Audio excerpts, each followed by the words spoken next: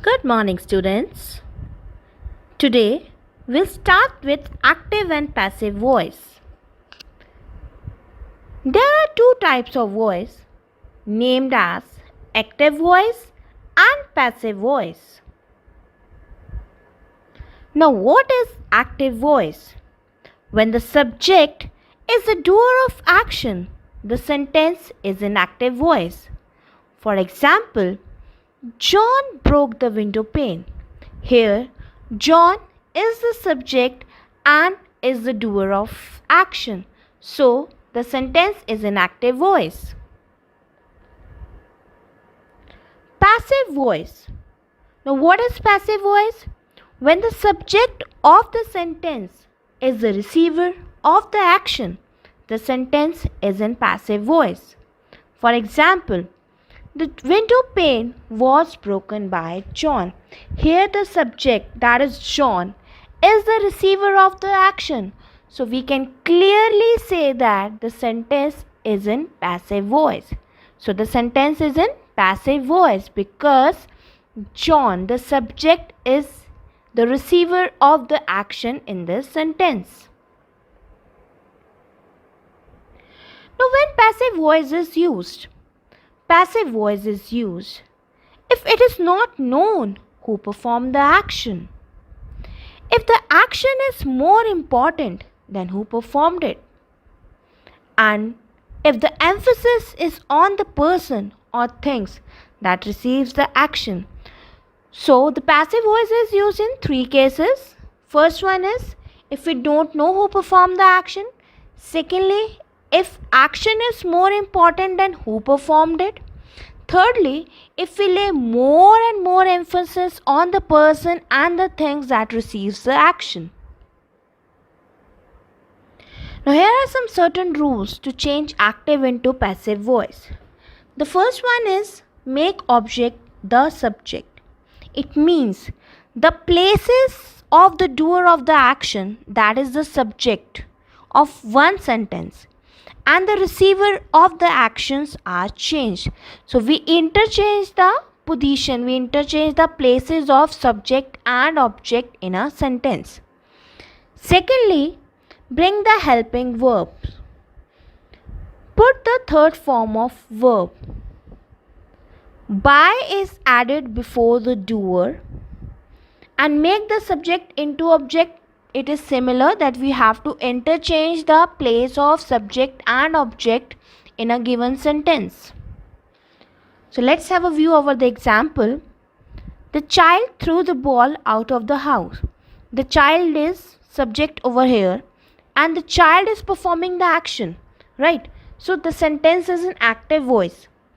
In second sentence, the ball was thrown out by the house by the child. The ball was thrown out of the house by the child. So we can see here that we have interchanged the position of subject and object, and here the child, the subject, is the receiver of the action. So the sentence is in passive voice. Let's have a look over the example changing sentences from active to passive voice. There are two sentences. The first one is Renu plays tennis. Renu is a subject over here and tennis is an object over here. So Renu is performing the action. Renu is the doer of action. So first sentence is in active voice. In second sentence, we can see that we have interchanged the place of subject and object. Tennis is played by Renu.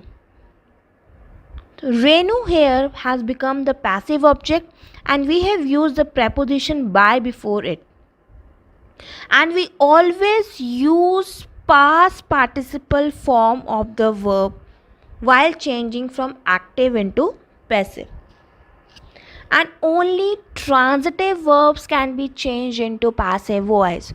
What are transitive verbs? The sentence that carries subject and object both in a sentence. If a sentence carries subject and object, that sentence can only be changed into passive voice. So only transitive verbs can be changed into passive voice. Now here are some rules to change pronoun, that is personal pronoun, in active and passive voice. I will change into me, we into us. You will remain same, there is no change in you.